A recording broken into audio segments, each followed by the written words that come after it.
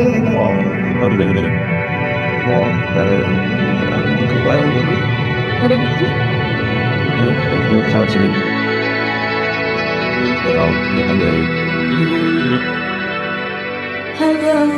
Harry, my old friend. I'm glad you've manifested yourself into a human dependent to bring me happy.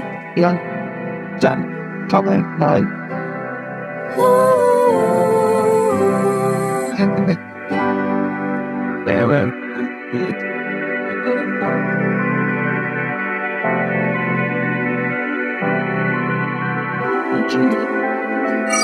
Thank you, Happy.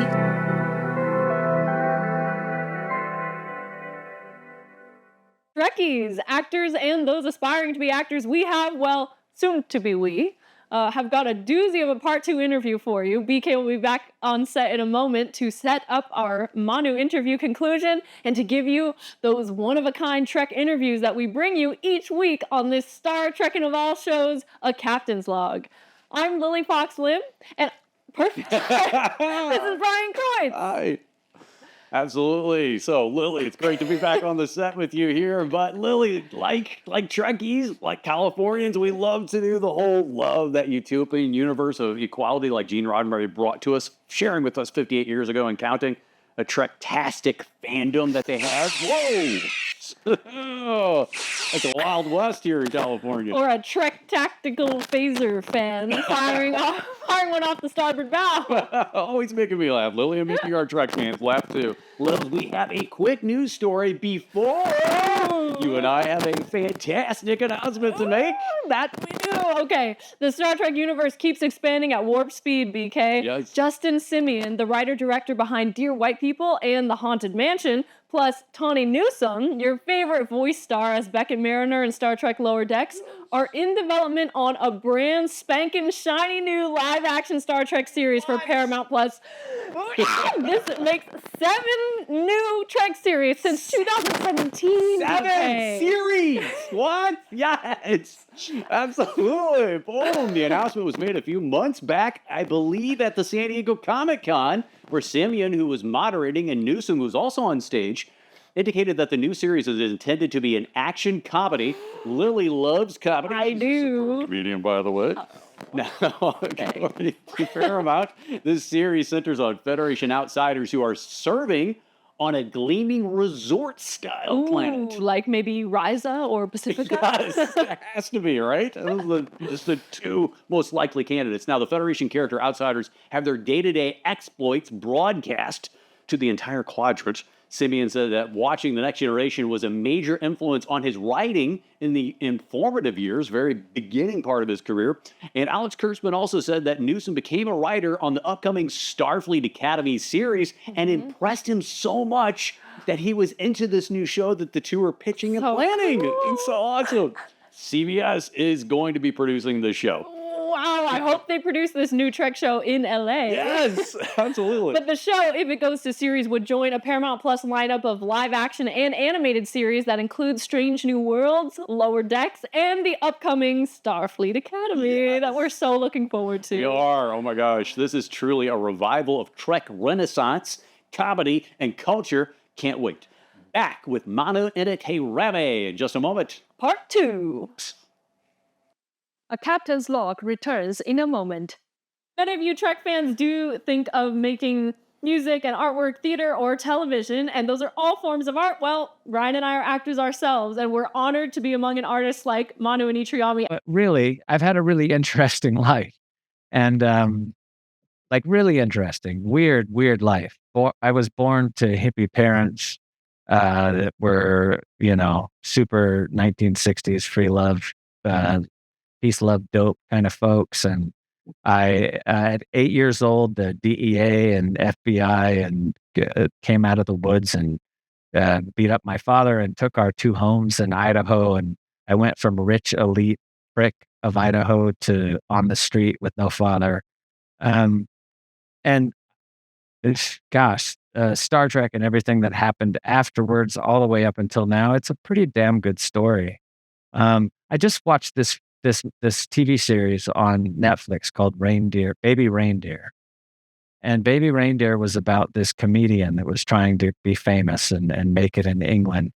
But he was also a survivor of behind the scenes things that happen in Hollywood, the darkness that happens there. And I've been through some of that too. So I just have a pretty damn good story to tell. And I think I could tell, I'd like to make a movie just that tells, I think I'd change my name and I'd change the names and places of a lot of people. But still, it's a true story. But I think I'm going to start writing it because I think that could be my magnum opus, to just get really honest and really real and tell the truth about the life I've lived and all the people that I've lost around me, like Ben Foster, Chris Evans, and Aaron Paul, and Shane West, and Colin Hanks, and those were the guys I ran with, right? And James Franco, a bunch of other names. And also a few guys that have since passed away that got lost along the way. So I just think there's a lot of material there to, tell the true story. I hear there's a boy seeking my whereabouts.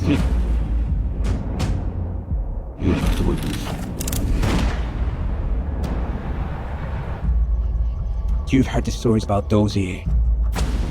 If I can bring him back, you put a badge on my chest. This country is not ready for a colored marshal. You won't find a man loyal to the law. Is there anybody that'll ride with him? I will. Let's go.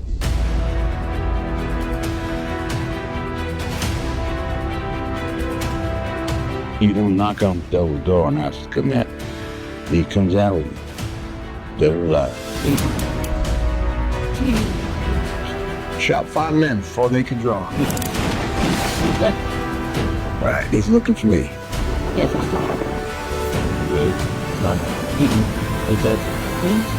Though my man wants to find me, he can talk up. Come on, make it easy for him. Back on city.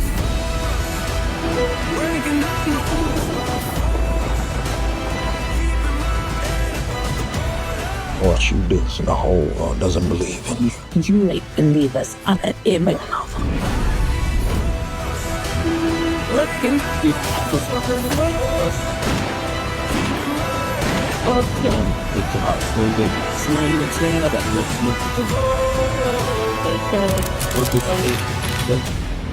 Your move, boy.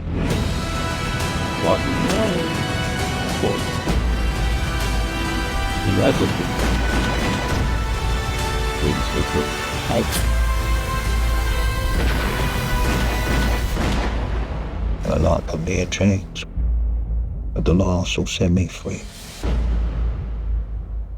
Welcome back to A Captain's Log. You just saw a trailer for the Western film based on the true life story of Bass Reeves titled Hell on the Border.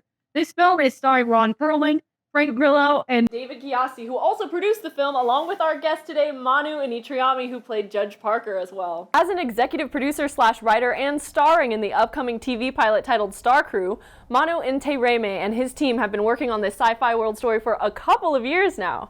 After shooting the proof of concept pilot and teaser, Manu, can you talk to us about the possibilities of selling Star Crew as a limited series? Well, Star Crew is pretty funny. I hope we get it greenlit.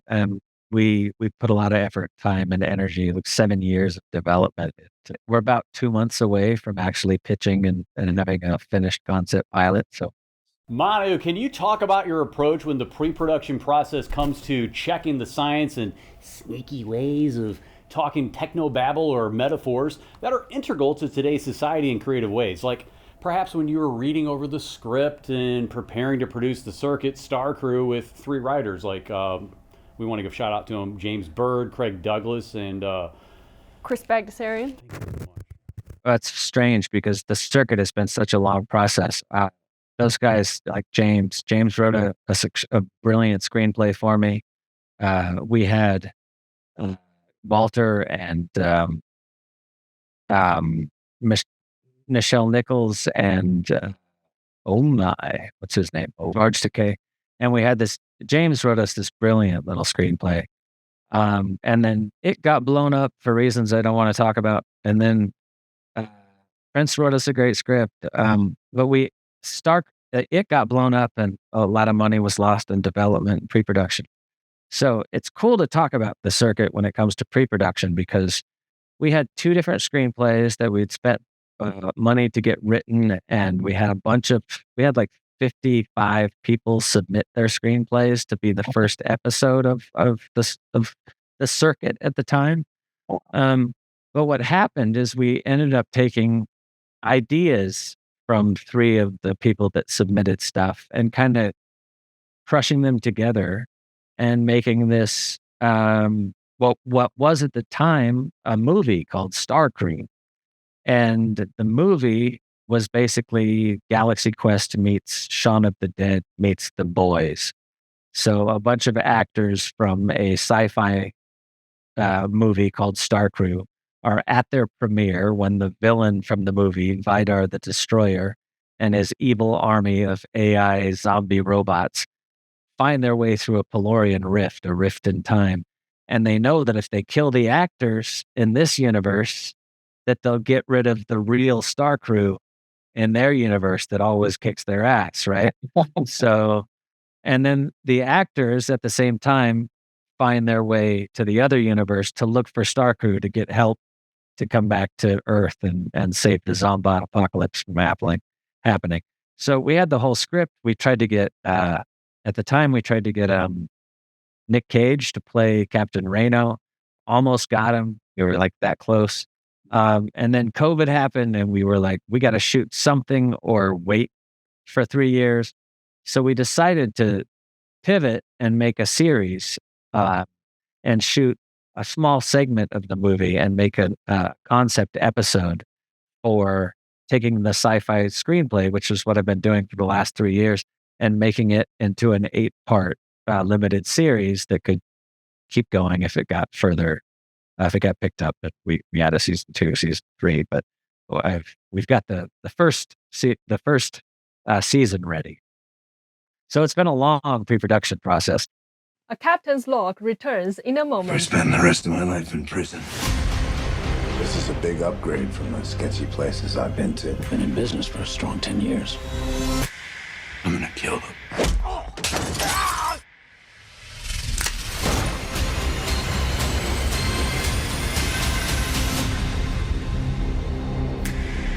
Welcome back to A Captain's Log. We just showed you a recent clip from the film titled Ruthless, starring Dermot Mulroney. Manu Intiraymi plays the role of James in this film, and it's a steady climb to success. Let's get to another fine question for Manu that you wanted to ask, Lily. Ooh, yes. Thank you, BK.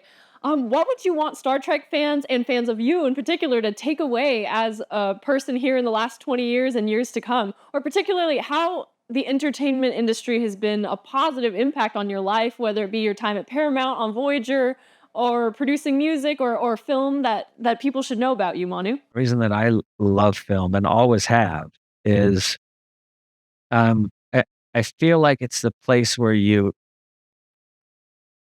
if you make your film look honest and truthful and you don't hide anything, it's a place where you can play a character outside. You can escape yourself and play a character in history or in some writer's head or in some writer's version of reality.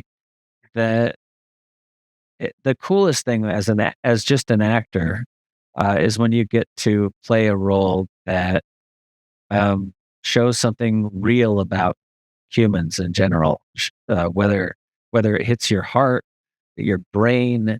I have no idea what reality is. We think we do, but we don't have a clue what's going on here. We think we know the universe is a billion light years side to side. Manu, I know it's a challenging question on a dicey topic, but you're a very forward-thinking person and an open individual. So talk about the social media quips and your comments about Star Trek Discovery actor Anthony Rapp, which perhaps led to your character Icheb's reprisal as a role that was now not a part of your life, being played by another actor in Star Trek Picard. I'm a social media faux pas. Like I've got canceled like twice already, I think. Once I defended Kevin Spacey, right when he got in trouble. I came out and like called Anthony Raps about a bunch of names because I've been through it. I've been through the behind the scenes darkness of Hollywood. I've had male producers when I was 17, 18 come on to me um, but I was see, I have a different experience because I was I went through so much as a kid that by 17, 18, I considered myself a man. And all that stuff was just like, I would push them off and be like, no, this casting couch thing that you think is happening is not happening. Cast somebody else. So uh, I really gave Anthony a rough time and called him names and called him a sissy for screaming rape when, I didn't know all the back stuff. I didn't know about Kevin, so I reacted. I'm a social media disaster. Comes down to. And I think that's why they killed, Icheb from Star Trek. I can't prove it, but I think that's why I think it was like a message from liberal Hollywood. And I consider myself very liberal, but I also consider myself a little bit conservative too. Like I meet somewhere in the middle. Well, you're American. That's what America's all about. Best of both worlds. I truly feel that some people have forgotten that. Yeah, I think if people have forgotten that like we're supposed to be on each other's side, right? Exactly. I feel like, why can't we find some places to agree? Yes, we agree. And Gene Roddenberry believed that humanity and like-minded species would one day unite behind a common cause and purpose: planetary peace, universal prosperity, and social equality among beings and sexes. Yes, absolutely. Now, Lily and Manu, people need to take a page from Roddenberry's utopian vision of that future you just described right now. We really do. So, Manu, you're wearing many hats: writing, directing, acting. You're also wearing a hat today, literally. Tell us about another aspect of your platform as a public figure. I understand that you host a show yourself? Because I try to keep it real, I do this show called Dangerous Thoughts on Sunday nights at 6 p.m. live on YouTube, 6 p.m. LA time, Pacific Standard. So, Tyson, it was fun this weekend. And the reason that this show is not more prepared is I was preparing for a Star Trek convention, science fiction convention in Denver. And I went out there and it was really, really fun, man. It was a wonderful time. A show called Captain's Log that's on like 30 networks across the country. Invited me out there to have a Star Trek conversation in front of a hallway full of people. And it was really beautiful. I found out that the Star Trek fan base, really loves the character that I played and loves me, and that any, hate that used to exist, and I don't think hate ever existed in the fan base. I think it was just behind the scenes and a couple people in the Star Trek community, and hopefully they've been fired by now and they've passed on. But what I found out is also that they're making a show called Academy. And when I was 24 years ago, when I was 22 or 21, I was making Star Trek Voyager, and I was getting all this gossip from the grapevine behind the scenes at the studio that they were about to hire me for a show called Academy when Voyager ended. And so I'm sitting there doing this panel in front of all these people, and the Captain's Log host goes over and goes, and also also Star Trek Academy has been approved for production. And I saw all these great actors that they had got for it so far. And I was like, oh my God, that was supposed to be my show. So I've written everyone I know behind the scenes at Star Trek, and my agent and manager are calling them tomorrow. My good friend Bob Picardo got a job on the show. Congratulations to him.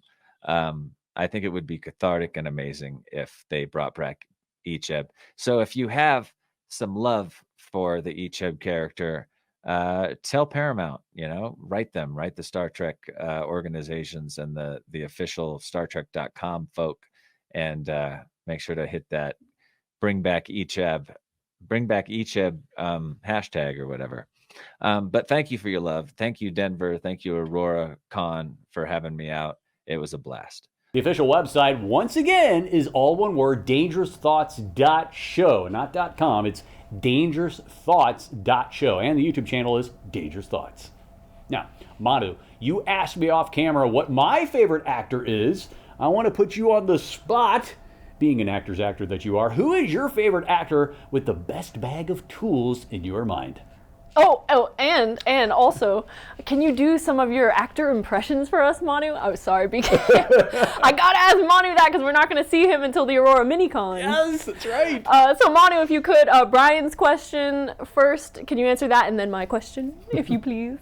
Daniel Day-Lewis. I think he has the best bag of tools, the most tricks in his bag.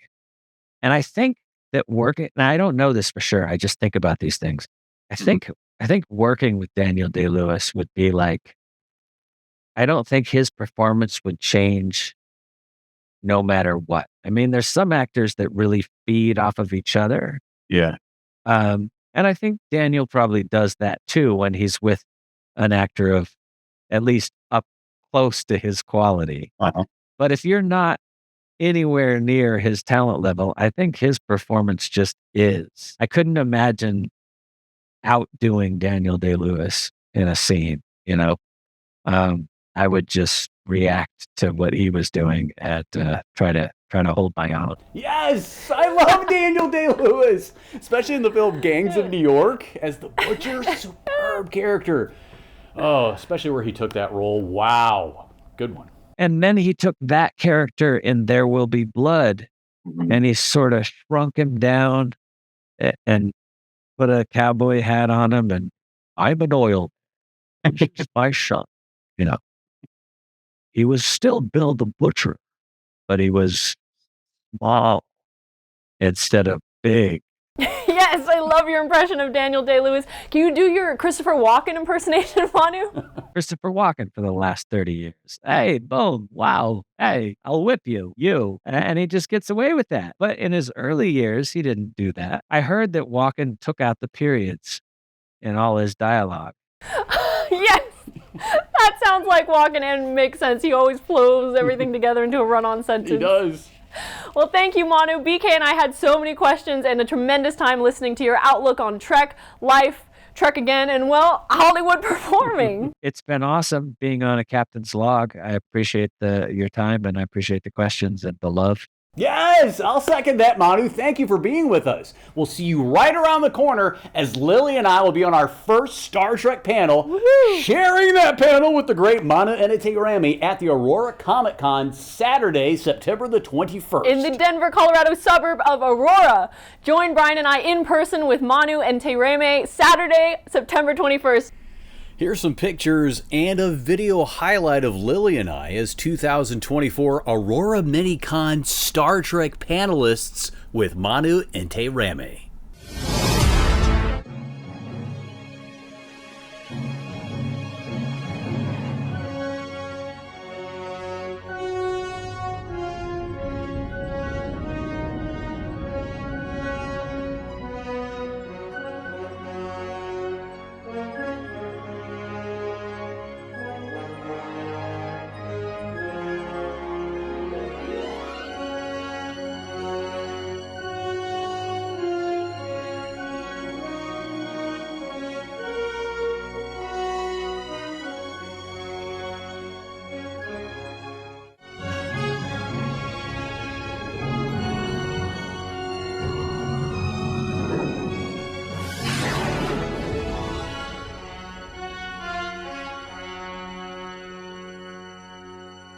All right, my name is Brian Kreitz, and welcome to the Star Trek panel.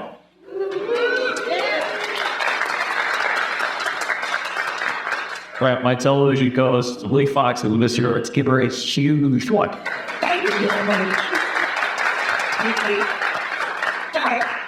This is a family-friendly show, so I can't be like dates. start on that. So we are so excited to be here with all of you. Aurora is a place full of so much diversity and so many different people and backgrounds and different creeds that make Aurora a Star Trek utopia. You are very big up that she folk in infinite diversity and infinite combinations is in this city. So we're really excited to be here talking about Trek. Well, then there's the future of Star Trek. Star Trek Starfleet Academy, place I come carry my plus. And also 20 new song ones. In high just star, now writer, in the show, the Starfleet Academy. That's what cool. All you do is in the plays, back in Mirror on the animated series Lower Decks is going to be doing a live action. You want to hear screen? Yes, too sorry. Before I got blacklisted from Star Trek, I was on Voyage.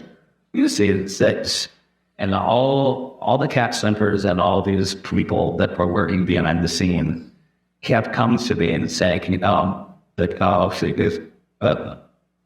like, Coach, big out here to start thinking that. What? This was like 4 years ago. They've been talking about the state toaster. Yeah. For a long time. Felons. I was like, just, I was stoked. I was like, yeah, way to put those contacts. They never arrived. But it's nice to see that they're making it. And they're making it with someone just like me. That's just something that well, that grumpy guy in the lower, what's his name? Paul Jones. Yeah, Walleye. That was his name. Academy Award winning. But I have that disposition, so give me a call, guys. It's just make it be a guest star role. Icheb would come back when he landed from the Delta Quadrant. He joined the Academy.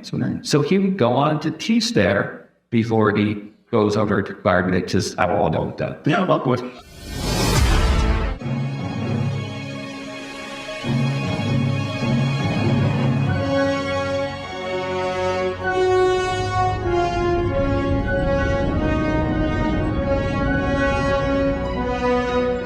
Go to the website auroragov.org for more information. Bye for now.